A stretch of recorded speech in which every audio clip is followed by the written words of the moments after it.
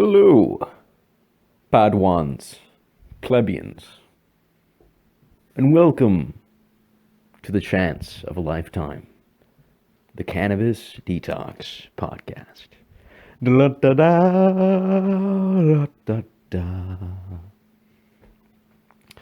I think this is gonna just be an indie game dev podcast. I think it's gonna be I think that's what this is gonna end up turning into.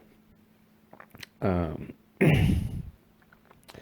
so I've just been dabbling. I've been learning, very slowly, how to make video games. I spent like a month, maybe like 6 weeks, about a year ago, and then and now I just got back into it, and I've spent like the last 3 weeks.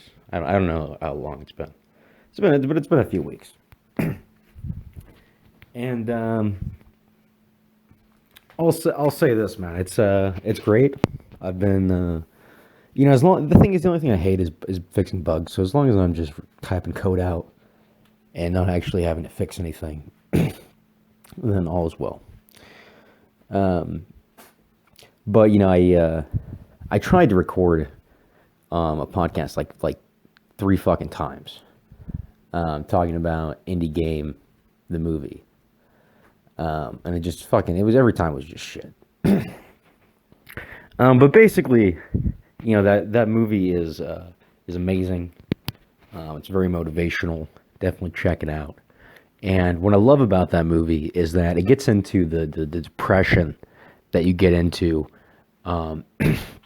when you start treating a project like your entire future, your entire life is on the line. When you have nothing else going for you and except for this one project, and if it fails, it's like, fuck. And that Super Meat Boy story is great because, it's they kind of try to paint it like it's an underdog story of like these game developers. Like, there's a lot of these people. You go on Reddit, you see these people all the time. They spend like 3-5 years making their first video game. These people are just crazy. I mean, and what they get into is they just feel like they've spent so much time on this game or whatever. I talked about this before, but anyway, they it's very common to see this, and it's batshit insane. And the Super Meat Boy guys, this is not what they did. And the movie talks about it, but I don't know if people really understand the gravity. Basically, they didn't just like decide. This wasn't their first game, and they didn't just like make a game and hope that like somebody out there would want to play it. Like, they made a Flash game, and a bunch of people played the Flash game. It was super popular. Everyone loved the Flash game, and so they made a product for this. They saw the demand, and then they made a product for that demand. Right? They put together a real professional, fleshed out game, with cutscenes and whole storyline. Very polished graphics. They put it on Xbox. So it's like it's on a console. All these things. It's not just it was not just a little Flash game, but a real game. But they didn't just like risk it all. Like they had both made games, and they understood how much work went into making a game. They understood how much money it would cost them just to like sacrifice their time to make the game. They understood how much money could be made from the game. I mean, they obviously, they didn't think they were going to make, as much money as they did, but they knew that wasn't just a waste of their time. And anyway, the thing I love about the movie is the depression they get into, especially the programmer, Tommy. He's just the greatest. He's like, because he believes in himself. The only way he could do this is if he believed in himself, and like he's so confident about his skills, and Yet his like life, from his own point of view, it just seems like it's all just like shitty. It's like collapsing in on himself.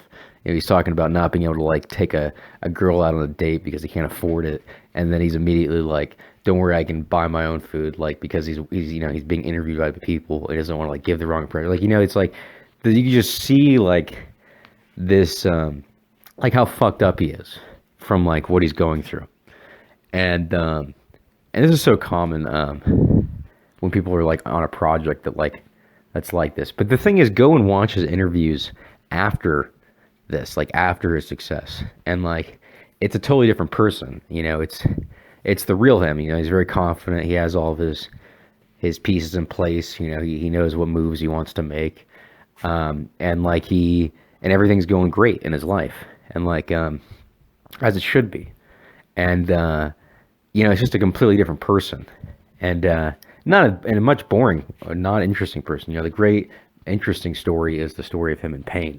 And this utter pain as he tries to make this game with them.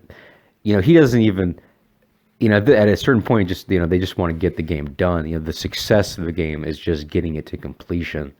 And they don't even really, it's like he says, he doesn't really care how much money he makes. As long as it makes him just enough money to make the next game, that's good enough. And that's kind of like the attitude that this is the complete opposite of this other guy's attitude that we talked about. The guy was a failure. Before we want to get into him though, I want to just talk about like making games and like, and all this stuff for any game development applies to all, like doing any project.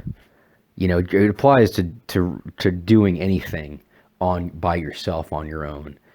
Trying to like do your own thing separate of authority, being your own boss when it comes to something. The thing is like you do have to believe in yourself to a certain degree, and you have to get to know yourself, and you have to manage your personality. I've been, I decided I wanted to try to find someone to do all the drawings, all the animations and stuff. For the games that I'm learning to make, because it's just a shit ton of work. I'm horrible at it, and the reason I'm horrible at it is because I'm colorblind, and so I have no will or desire. It goes against my instinct to put time and effort into getting good at something that I'm handicapped at, if that makes sense. Like I'll never be able to see colors the way that the average person sees colors. So I'll never be able to be a good judge of how something looks to you because I literally don't know how it looks to you. I can be a good judge of how something looks to me, but then I show it to you and you're like, why is the sun green? So, what the fuck good is that for? So yeah, like I was trying to find someone, because being able to split the work in half with someone, because I think it really is about. I mean, programming is probably more work. You probably have to put more time into programming than you do anything else. Period. But to me, it would feel like cutting out half the work if I just had someone do all the drawings and stuff. Music, advertising, publishing, whatever, all that stuff. Like those are so small things. The second biggest thing to the programming is all the fucking visuals. And it's certainly comparable, I think, the amount of time spent. So yeah, anyway. So I put out this little thing, and I thought that I wasn't gonna get any responses, to be honest with you. And I thought I was gonna get some responses from people who weren't very serious, like maybe people who would get excited and then like give up. And I certainly didn't think I'd find it was just kind of like let's just do it just for shits, with no expectations of finding anyone who's like got a good work ethic or anything like that. I wasn't really I didn't expect anything.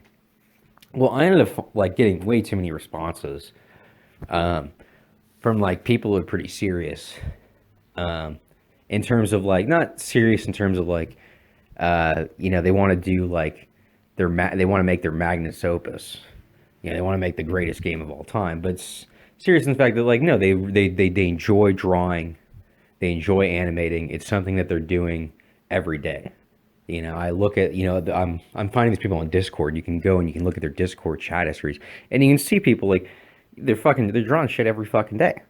They're just always it's just something that they enjoy doing, and that's what I wanted to find.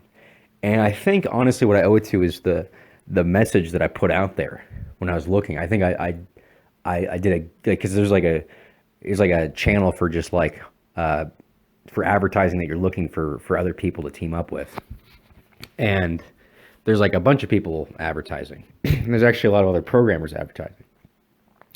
But I think that I just did a great job because like I made animators stand out. I bolded it. Like it said, looking for animators all fucking bold. It's like this is clear. This is what I'm like, and none of the other text, all the other text is not bold. The only thing bold in my entire message is animators. So if someone sees my message, right, and they just glance at it, the only thing that they're gonna see if they're just scrolling past and just glancing it is animators. That's the only word that's gonna stand out to them, and that's the most important thing that matters because the people who are reading the animators that are looking through those posts, those are the people who I want reading my post. So if you're an animator, you're gonna see that word and you're gonna read it, and then I basically just asked for like once a week commitment. Right? I'm not asking for I just want someone who can commit just once a week. And if they want to do more, great, fantastic. But that's all. That's all I add. And then I said very clearly like I have a lot of programming experience, but I'm just brand new to learning how to make games, and I'm just looking for someone else to learn how to make games with. I'm not looking to make some super professional game that's going to make a lot of money. I was very honest about what I was doing, and I set my expectations low, but not like once a month low. Like, there's no point in working with someone that only has once a month to commit. But here's the thing: if you can find someone who has just once a week to commit their time to, they probably have more time than that they can commit. You know, but if someone who doesn't even have once a week for you, they're too busy. Period. With no, like they're never gonna have time. That's someone who's just too busy. They already have too much. They've already taken on too many projects, so to speak. Even though they might not be, making a video game, they might just be, responsibilities. But okay, so anyway, I wanted to get into the fact that like the motivation of and like keeping going on a project because basically I got overwhelmed because I have too many animators and I really want to work with these people. Like it's not like, oh, they're just there. Like I'm excited. I want to work with these people, and I've like literally committed myself to 3 games. Like I'm gonna make 3 games at the same time, like, which is just too much. It's just too much, and I'm making this game engine from scratch. I mean, it's already made, but it needs to be made more. Like it needs to be built up more, and that's the thing is like kind of like as I build the engine up for one game, it also builds that engine up for all the other games. So as I make any of the 3 games better, it makes the other 2 games better. And the thing is, all the games are very like they're such small goals. Well, that's not true. The 2 of them are just the tiniest fucking games. So I really think that we can make them. Where I only have to implement the most basic stuff to get the main functionality of these games working, and then we can polish them up, right? And that's the goal. Is I want to just get a small, tiny thing working, and then that way I can work on the polish. Like, because the polish is where you get good. The polish is what makes people actually enjoy the game. The polish is what you, as the game developer, will enjoy working. Like just a little tuning and tweaking of stuff to make it feel the way you want it to feel. Anyway, so I also like. Had other stuff on my plate. And I really haven't had the free time to program as much as I'd like to. I'd like to just take like a fucking week off from all my responsibilities and just work on fucking these games, honestly. Like that's how excited I am about it. And I think it'd be fun to just take a week off and just do nothing but get high and make games. So I'm probably gonna do that. I'm probably gonna set a week aside, maybe a month or so, maybe in January, and just be like, this is my fucking game dev vacation. But I'm not going to throw away $80,000 in a career and and my friends and family and the respect of everyone I've ever known. But a week sounds like a good time. Um, the thing is the depression that these guys went through. The whole talking about him sitting in the shower until the water goes cold. That was the artist guy talking about that. That kind of shit. That's because they cared too much. When they're talking about they're scared about the other guy dying, one of them will die and the game won't get finished. They care so much that those little tiny things that would seem like totally out there fears to a normal person, like just totally paranoid, like that little paranoia creates a giant emotion that it wouldn't normally create because they care so much about the game. Like it's the caring that led them to be so miserable. It's very funny. With these three animators, I got too excited. I need to not care. Because the thing is, there's a lot of fucking work to be done. There's a shit ton of fucking work to be done. And you cannot care. It's not healthy to care that much when there is that much work to be done. It's okay to care a lot when there's a little bit of work to be done, right? And you can bust it out in a couple days. But it's not healthy to go for years caring so much about something because that's what that leads to. That's why you lead down that road of depression. And my strategy, you have to manage your personality. I realized that my personality, the way I manage it with coding is it's very easy for me to get into tunnel. As soon as I start coding, I can code forever as long as I don't have to fix any bugs.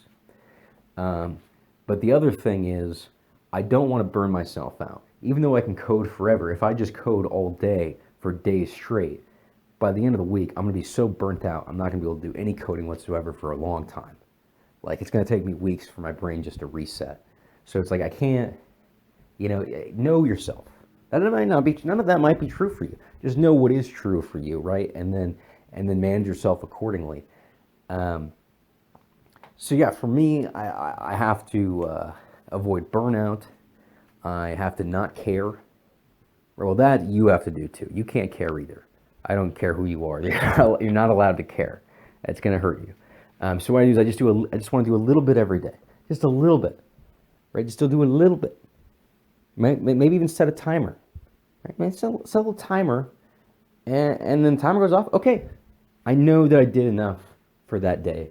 I can just quit whenever I want. And I can just quit right now. And then tomorrow I'll do a little bit again. And a little bit again. And because that's what you have to do when there's a shit ton of work. You can't fucking, you can't be like, oh, yeah, we gotta finish this. We gotta finish this. Oh my God, my life. I'm gonna die if we don't get this done. You can't behave like that because you have fucking 3 years. It's like, obviously I don't have 3 years for any of these projects, but it's like this, even 2 months.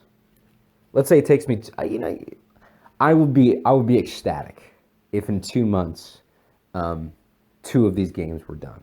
Because the third game, I think, is going to be more of it's more of an open-ended goal. We don't have a specific goal, and it's not small, which is fine. I kind of want something that could be more open and long-term. And that guy's, I really like his animation style. They're all great. One of them is like really good. He wants to do one of the small games, but this other guy, he's not necessarily the best. He's just got this. He's the best. He's the most talented, if that makes sense. Like you can see the potential in him. You can tell that 10 years from now, if he keeps animating, 10 years from now, he's going to just be phenomenal. Anyway. Just do a little bit every day. Don't care. And the thing is with that guy who threw his life away, the other thing about him is he's not, I didn't really talk about it very much, but he's he's a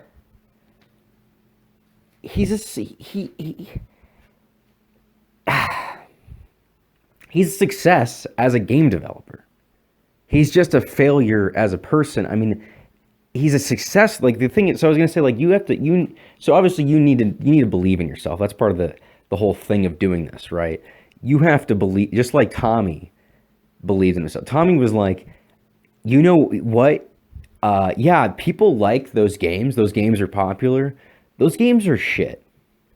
So if you like those games, you're not gonna like my games because I don't make shit games. Like he says something like that in the doc. Like that's the attitude that you have to have to do this, right? To do anything like this. Like you have to have this attitude of, you're better than other people, and you know that you know better than other people. You have to believe in yourself more than the systems around you. And some of that is like, watching certain kinds of movies, having certain kinds of friends around you, to remind yourself that life is not just what other people tell you it is. You can have your own opinions and you can do your own thing, and that has value on its own. And Tommy saw that in himself. He knew that he had value, that these other people that he wasn't seeing in these other games. But the thing is, with this guy who threw his life away, it's like he didn't know not to believe in himself. Like anybody who's listening to this knows to believe in themselves, because you're listening to a fucking programming indie game dev podcast. My friend in real life, he criticized me for calling the people listening losers. It's like, anybody who's listening to this knows that they're not a loser. Anybody who's listening to this is doing it because they want to be better. They want to be a better person. And anybody who wants to be a better person will be a better person. You can follow that person, and they will end up being successful in life. And it may take them a long time. It might be hard, but I guarantee you, any person who's like that, any person listening to this fucking podcast is going to be a success in what they do, because you don't listen to something like this unless you want to be a better programmer, unless you want to know more about programming, unless you want to know more about games. But you're trying to be something more. You're trying to be your own dreams. This guy, he didn't know not to believe in himself. He didn't have a Cannabis Detox in his life. He didn't have a guy who's willing to call him a loser. He didn't have someone who was willing to be mean to him. He didn't have someone who was willing to also just be honest with him and say, yo, what the fuck are you doing? Don't fucking throw away your life and your career. You have to have someone the thing is, he met those people. And when he met those people like me in his life, he's like, oh, that guy's an asshole. That guy's a dick. That guy is messed up. He doesn't understand social dynamics. He doesn't realize how he's coming across. It's like, people don't realize that they need like real fucking honesty, real unbiased, here's what I think, unfiltered. People don't realize the value in that, because it doesn't apply to being a fucking slave. But guess where it does apply? It applies when you're about to risk your entire life on a fucking business. Okay, when you're about to risk your entire fucking life on a business, you better have someone who's mean in your life. You better have someone who's going to tell you what they really fucking think. And again, I'm such a fucking, my screen name is Cannabis Detox. So I think anybody listening to this is someone who is willing to listen to other people. I don't think anybody listening to this has to worry about being that dude. I think people listening are pretty fucking open-minded and want to do something interesting. Okay, that's all I wanted to say. Is that I guess that's it. Yeah, make games. It's fun. It's fun. I'm fucking. It's funny. I want to work on the core mechanics of these different games, but I got to build up this animation system, so that my animators, because my animators are just started fucking drawing shit. So I'm like, fuck. I got to get these fucking animations implemented. and most of it's done. It's I try to keep everything as simple as possible. Thank God for Lisp. Um, but it's still, I mean, it's still a lot of work, and there's a lot of bugs, a lot of weird bugs. Um, one thing is like, yeah, thank God for, there is a God's real. God is real. Her name's Lisp, and some people meet her, and they can't even recognize her. But those who are blessed enough to recognize her when they meet her, she's a gift. And a lot of the code that I'm writing, I mean, even code that's just like for displaying values in real time, is just like, I wouldn't really know how to do that if it wasn't for Lisp. I wouldn't really know how to think like that. I wouldn't really know how to think about these functions and these objects and all that shit. And one thing I really like is like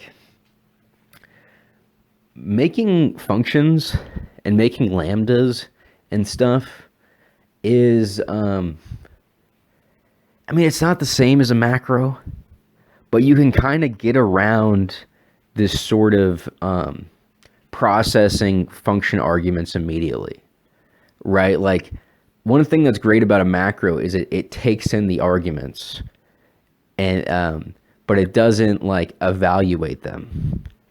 It's just like the raw text, but it's not the raw text.